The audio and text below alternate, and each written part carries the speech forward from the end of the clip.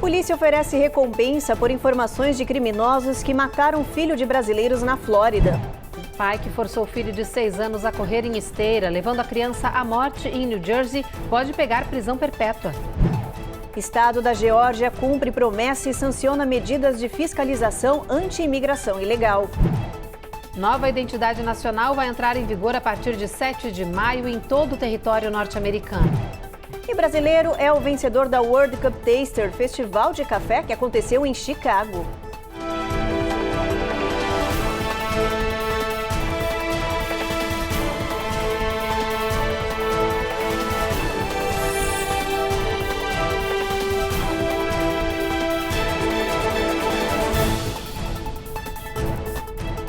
Olá, boa noite. Boa noite. Começou a contagem regressiva para entrar em vigor o Real ID. Já ouviu falar disso daí, gente? É uma identidade que os governos estaduais vão emitir e que vai servir em todo o país. A partir do dia 7 de maio, essa nova identificação entra em vigor aqui no território americano. Na prática, esse documento vai impedir fraudes, mas também vai aumentar a fiscalização com relação aos imigrantes. Eles vão verificar a identidade da pessoa, o status migratório, e esse documento vai ser exigido em voos domésticos, por exemplo. A Giovanna Locatelli explica tudo pra gente. Exigida em voos domésticos e para acessar prédios de órgãos federais, a carteira de identidade estadual será padronizada. Até agora, a carteira de motorista era aceita como identidade para alguns serviços, mas a partir do dia 7 de maio de 2025, a Real ID passa a ser a carteira de identidade oficial dentro do país. A Lei Real ID de 2005 foi aprovada pelo Congresso em resposta aos ataques terroristas de 11 de setembro. As carteiras são feitas com tecnologia que torna a falsificação quase impossível, segundo o Departamento de Segurança Interno norte-americano. A Real ID vem com uma estrela dourada no canto direito superior do cartão. Cada estado poderá ter requisitos específicos para a obtenção da Real ID. Em Massachusetts, para fazer a nova identidade, é necessário apresentar documento com nome legal completo, data de nascimento, seguro social, 2 comprovantes de residência e situação legal no país. O documento é feito nos centros de serviços RMV e o agendamento pode ser online. Após 7 de maio de 2025, as agências federais, incluindo a Administração de Segurança de Transporte, não aceitarão mais identificações que não atendam aos novos padrões. Os residentes de Massachusetts que não planejam voar dentro do país ou visitar algum escritório federal não precisam fazer nada. Lembrando que não é necessário um Real ID para obter uma carteira de motorista. E atenção, o documento não substitui o passaporte exigido para viagens internacionais. O projeto de lei Real ID, apesar de já ter sido aprovado, tem encontrado bastante resistência na implementação pela dificuldade de unificação dos padrões de emissão de carteiras de motorista em diferentes estados. Imagine que cada estado tem um protocolo individual de para quem eles decidem dar carteira de motorista ou não. Para o imigrante indocumentado, que está bastante preocupado com como o Real ID Act vai impactar ele, é importante lembrar que o seu passaporte, independente de um visto válido ou não, é um documento que cumpre com os requisitos do Real ID Act. Então, o mais seguro, por questões de cumprimento da lei do Real ID, é viajar com o seu passaporte válido do seu país de origem. Agora, se haverá uma utilização do Real ID Act para executar leis imigratórias é uma outra questão. Mas até hoje não houveram deportações em massa de indivíduos que embarcavam em voos domésticos. Mas o mais importante é lembrar que, mesmo que você use a sua carteira de motorista antes da implementação do Real ID Act, qualquer agente imigratório num aeroporto pode solicitar o seu status imigratório, ou seja, não será o Real ID Act ou a implementação efetiva do mesmo que vai criar um ambiente imigratório mais hostil. Então não há motivo para pânico, mesmo depois da implementação do Real ID Act. O USCIS anunciou uma mudança importante nos procedimentos para quem a partir de agora vai aplicar para um visto de trabalho. Se você não cumprir uma das etapas que muita gente costuma deixar para depois ou fazer de forma errada, pode perder todo o processo sem chance para reversão. Daqui para frente, se você não pagar a taxa exata, seu formulário de visto de trabalho será rejeitado. Por isso, antes de enviar o pedido de benefício ao Serviço de Imigração, analise atentamente o formulário e cumpra todos os requisitos. Caso contrário, uma rejeição pode levar você a perder o direito de permanecer nos Estados Unidos e terá que sair do país. O Serviço de Imigração reiterou nesta quarta-feira que vai rejeitar automaticamente todos os pedidos de visto baseados em emprego que não incluam a taxa ou pagamento correspondente. As pessoas que esbarrarem nesse erro terão que recomeçar o processo do zero, pagando novamente todas as taxas. Mas atenção, em alguns casos a rejeição pode afetar gravemente o imigrante, principalmente quando há um prazo máximo para conseguir o documento. Um erro no valor do pagamento pode até afetar para sempre as chances de permanecer nos Estados Unidos. Um exemplo são aqueles estrangeiros que entram no país com visto de turista B1, B2 e iniciam um processo de mudança de status para o visto de investidor e têm prazo apertado para fazer essa alteração. O governo da Geórgia sancionou a polêmica lei anti-imigração que autoriza prender e rastrear indocumentados no estado. A nova medida obriga a polícia a entregar para as autoridades de imigração qualquer pessoa que não estiver com status legal. O governador republicano Brian Kemp assinou ontem a lei HB 1105, que tinha sido aprovada pelo Legislativo em março passado. A partir de agora, o estrangeiro com mais de 18 anos que for parado no trânsito, na rua ou em qualquer outro lugar e não tiver documentos legais vai ser preso e entregue para o ICE. Os policiais que não cumprirem a nova medida serão punidos administrativamente. A nova lei, que endurece a fiscalização contra os indocumentados na Geórgia, é uma resposta ao assassinato de uma estudante universitária no mês de março por um indocumentado. Depois do intervalo, autoridades da Flórida oferecem recompensa por informações sobre o esfaqueamento de um adolescente filho de brasileiros. E a gente mostra também a impressionante história de um hospital psiquiátrico infantil do Michigan acusado de incentivar a violência entre as crianças.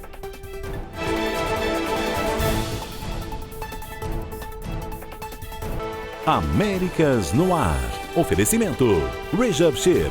Melhore agora a sua qualidade de vida. TapTap Send. Envie agora um Pix para o Brasil e o melhor sem taxa de envio. Uninter. A melhor faculdade para brasileiros nos Estados Unidos. Acesse uninteraméricas.com e inscreva-se já.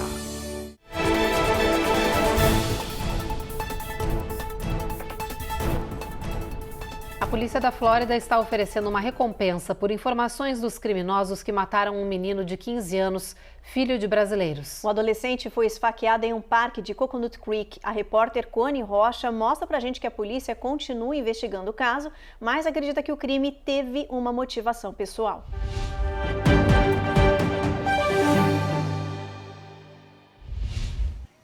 $5.000. Essa é a recompensa oferecida pela polícia de Coconut Creek por qualquer informação que leve aos agressores. O crime aconteceu no dia 20 de abril. O filho de brasileiros Yuri de Sena, de 15 anos, foi esfaqueado em Winston Park e Nature Trail. Ele foi socorrido, mas não resistiu aos ferimentos e morreu 6 dias depois. A polícia não divulgou muitos detalhes sobre a investigação, mas os agentes acreditam que o ataque não tenha sido aleatório. Eles disseram que estão procurando um suspeito que teria fugido para uma reserva próxima ao local do crime. A polícia pede aos residentes das áreas vizinhas do ataque que forneçam vídeos de vigilância entre 3h15 da tarde e 4h30 do dia 20 de abril. Qualquer pessoa com informações deve ligar para Broward Crime Stoppers no número 954-493-TIPS. Nosso giro de notícias de hoje mostra uma imagem polêmica. Um motorista bêbado foi flagrado dirigindo na contramão de uma rua movimentada em Ohio. E tem também um vídeo impressionante de funcionários de um hospital psiquiátrico do Michigan incentivando briga entre os jovens. Todas as cenas foram gravadas. As imagens da câmera de segurança mostram membros da equipe hospitalar pisando nos dedos de um paciente de 10 anos debaixo de uma porta. Minutos depois, uma paciente de 15 anos aparece também pisando nos dedos do menino. Na sequência, um dos funcionários abre a porta e permite que a jovem persiga e ataque o garoto com violência. A sessão de tortura só termina quando a funcionária intervém na cena impressionante. O hospital Walter Reuther, em Westland, no Michigan, está sendo processado em $100 milhões pela família da vítima do abuso. Em Ohio, outro flagrante. A polícia de Bloomfield registrou o momento em que um motorista passa por eles dirigindo na contramão de uma rua movimentada. A viatura vai atrás do homem e consegue fazê-lo parar. No teste, o motorista, completamente embriagado, não consegue caminhar em linha reta. Ele confessou aos oficiais que bebeu uma garrafa inteira de vinho que comprou por $4. O homem foi detido, levado para a delegacia, onde pagou fiança e foi solto. Ninguém ficou ferido no incidente. Em Danvers, Massachusetts, um motorista em fuga surpreendeu a polícia com uma ação inédita. Depois de percorrer várias ruas em alta velocidade, com viaturas atrás dele e um helicóptero, o homem aparece cercado em um estacionamento. Mas quando o agente se aproxima com a ordem de prisão, o motorista acelera e passa por cima de um muro, arrebentando uma cerca de ferro. Uma moto e outros itens saem voando da caçamba da picape. O fugitivo consegue dirigir até uma área de floresta e corre para o mato. Mas, minutos mais tarde, os agentes conseguem capturar Joseph Kennedy, de 37 anos. Ele foi acusado de roubo, dirigir sob influência de drogas e fugir da polícia. A ONU anunciou hoje que a reconstrução da faixa de Gaza, devastada pela guerra entre Israel e o grupo terrorista Hamas, vai custar $30 bilhões e exigirá um esforço internacional não visto desde a Segunda Guerra Mundial. Enquanto isso, seguem as negociações por um cessar-fogo entre os dois lados do conflito armado. Hamas anunciou que está avaliando a proposta de Israel, considerada a última. A correspondente da Record em Tel Aviv, Denise Odorici, tem as últimas informações da guerra. As negociações por um cessar-fogo na faixa de Gaza estão intensas. As atenções estão voltadas para a resposta do Hamas para a proposta mais recente do governo de Israel. Segundo fontes egípcias, uma delegação de negociadores do grupo terrorista vai viajar mais uma vez para o país para discutir a proposta de trégua. Já em Israel, o gabinete de guerra se reuniu mais uma vez nesta quinta-feira, também para falar sobre a possibilidade de cessar-fogo, que inclui a libertação de reféns. Nesta quinta-feira, o exército israelense divulgou imagens que mostram bombardeios contra alvos do Hamas na faixa de Gaza. Segundo os militares, a operação destruiu infraestruturas e túneis do grupo terrorista. Nesta quinta-feira, Benjamin Netanyahu voltou a afirmar que Israel vai fazer de tudo para garantir a segurança do país, inclusive a operação terrestre em Rafah. De Tel Aviv, Denise Odorici, para o jornal Américas no Ar. Depois do intervalo, pai que forçou o filho de 6 anos a correr em esteira, levando a criança à morte em New Jersey, pode pegar prisão perpétua. Tem reportagem com dicas para aliviar o estresse e a ansiedade da garotada nessa fase final de provas da escola.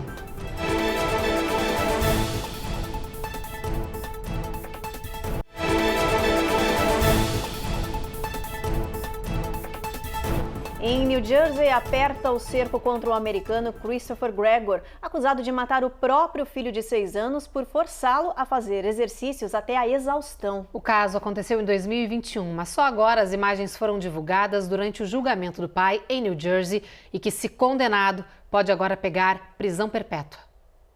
As imagens mostram Christopher Gregory forçando o menino a correr numa esteira com velocidade. Corey cai diversas vezes, mas isso não comove o pai, que continua forçando o garoto a fazer exercícios para perder peso. O pai aumenta a velocidade, a inclinação do aparelho e obriga o filho a correr mais até a exaustão. Christopher considerava que Corey estava muito gordo. No dia seguinte, o menino sofreu uma convulsão e morreu no hospital. A mãe acusou o pai de ser responsável pelo crime, dizendo que ele batia e forçava o menino de apenas 6 anos a se exercitar demais.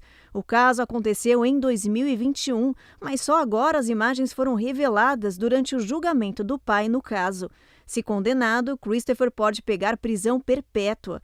Durante o julgamento, a mãe chorou várias vezes ao ver as imagens do menino caindo e se esforçando para correr. Agora a gente fala de ansiedade para os alunos do high school, principalmente nesta época do ano, com a contagem regressiva para o final do ano letivo escolar. É que os estudantes estão se preparando para os testes e provas finais, e isso pode ser um pouco desgastante. Por isso, a repórter Carla Marinho mostra pra gente algumas dicas para os pais ajudarem os filhos. Na reta final do período escolar 2023-2024, a Helena, que é aluna da high school, equivalente ao ensino médio no Brasil, intensifica os estudos. É que nessa época do ano a pressão na sala de aula aumenta com a aplicação de exames finais e testes padronizados que ajudam a definir a pontuação das escolas em rankings estaduais e federais. Mas além do número de provas, aumenta também a ansiedade entre os estudantes. No mês de maio nós temos vários testes que são feitos para avaliar o desempenho de alunos em certas matérias e comparar com o de outros alunos do estado todo da Flórida. Hoje mesmo eu tive que fazer um teste de 3 horas e é bem estressante. Segundo o Centro de Controle e Prevenção de Doenças dos Estados Unidos, 7% das crianças e adolescentes entre 3 e 17 anos têm um transtorno de ansiedade diagnosticado, problema que afeta a saúde emocional e física. Muitas vezes o aluno começa a faltar às aulas, chegar atrasado, isso que tem muito a ver com a motivação também. Não fazer os projetos, não estudar em casa e perde o foco, perde a motivação de estudar, no momento que ele mais deveria estar se dedicando aos assuntos. Se a criança anda mais irritada, com dores de cabeça ou no estômago, é bom ficar atento. So it's just important to really pay attention to some of these behavioral signs that they might be struggling with. É muito importante prestar atenção em alguns desses sinais comportamentais. É que eles podem estar lutando contra alguma ansiedade, afirma a terapeuta Jodie Baustein.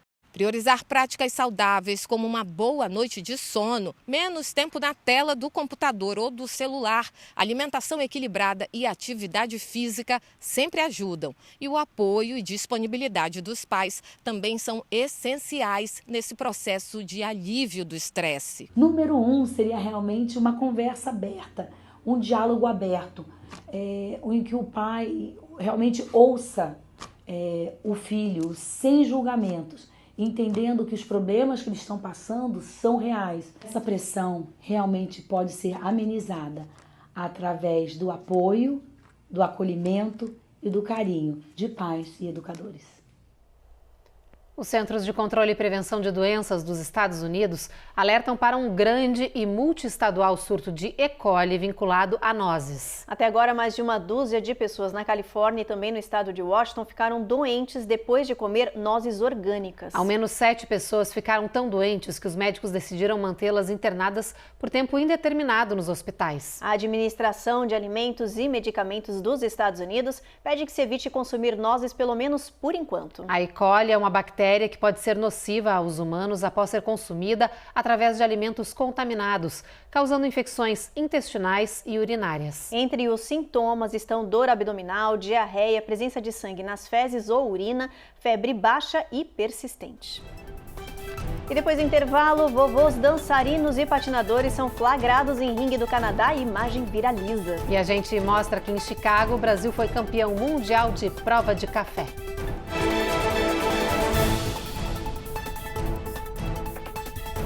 Américas no Ar. Oferecimento Rejab Ship. Melhore agora a sua qualidade de vida. TapTap Send. Envie agora um Pix para o Brasil e o melhor sem taxa de envio. Uninter. A melhor faculdade para brasileiros nos Estados Unidos. Acesse uninteraméricas.com e inscreva-se já.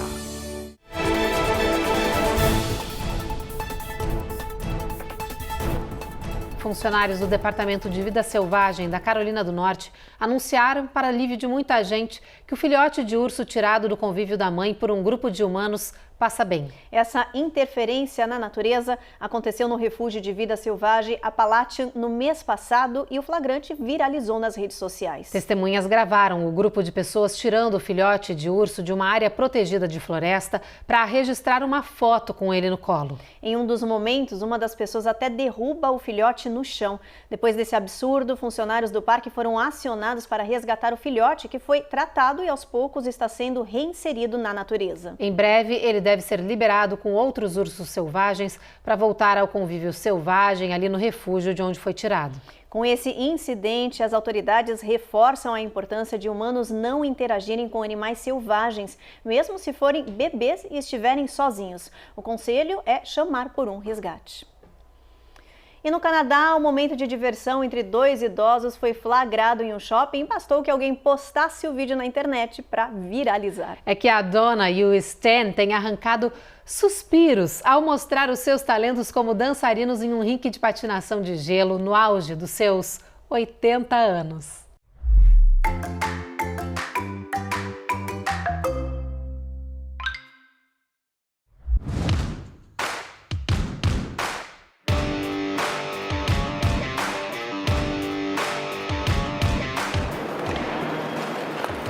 No West Edmonton Mall, em Alberta, no Canadá, só dá eles.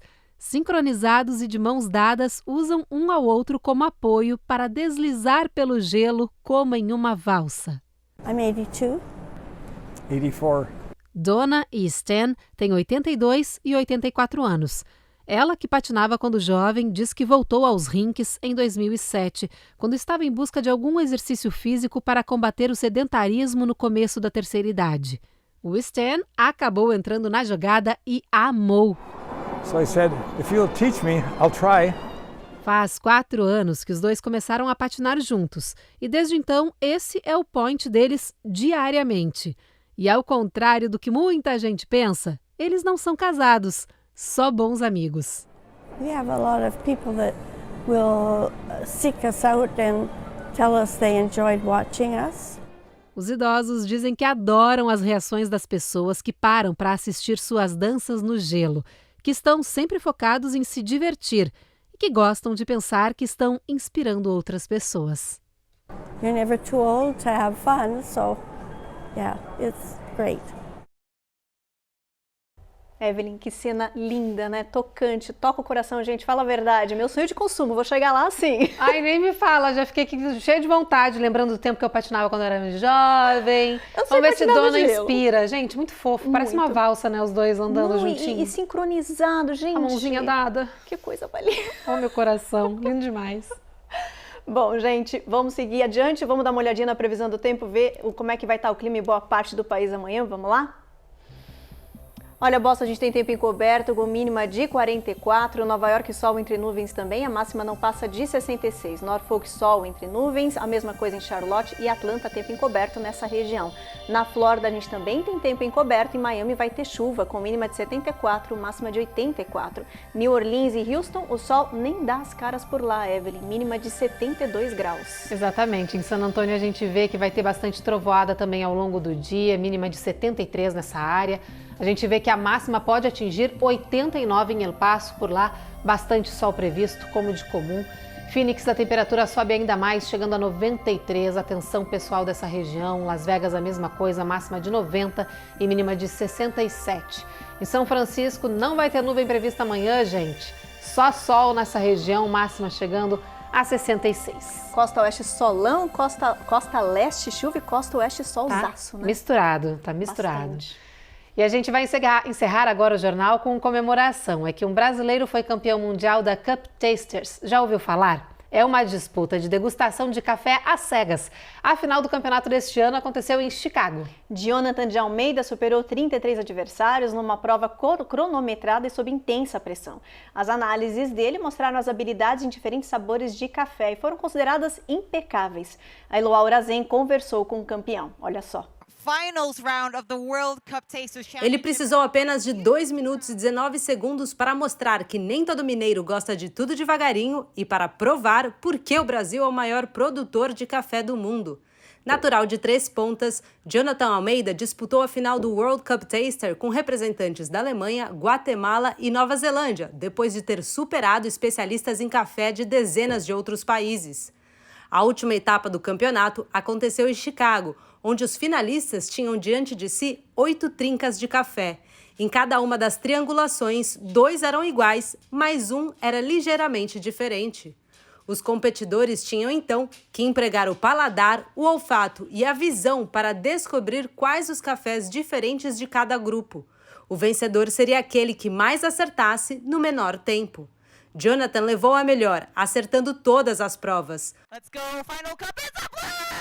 Uma das dificuldades que eu encontrei nesse Mundial foi a questão da adaptação, né? É minha primeira viagem internacional, então assim, tudo para mim era muito novo. A gente estava num calor aqui no Brasil e nos Estados Unidos aí a gente estava no final do inverno, mas ainda bem frio. Então, assim, essa questão de adaptação. E foi importante também estar aí, que a gente chegou um pouco antes, 7 dias antes da competição.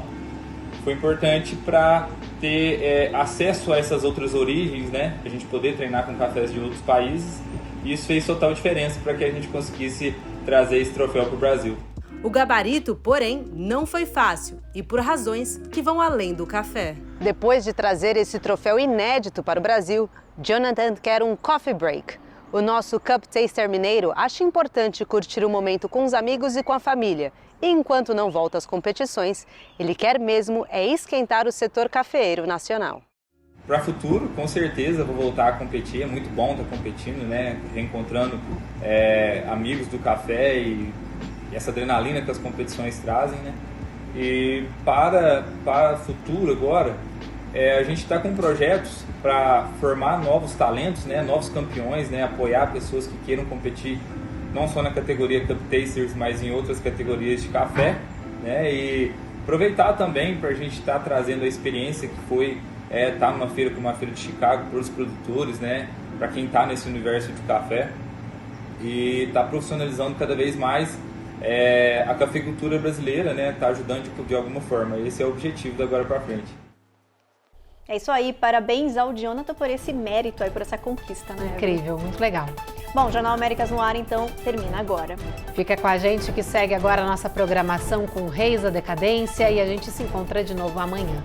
Uma boa noite. Boa noite, gente.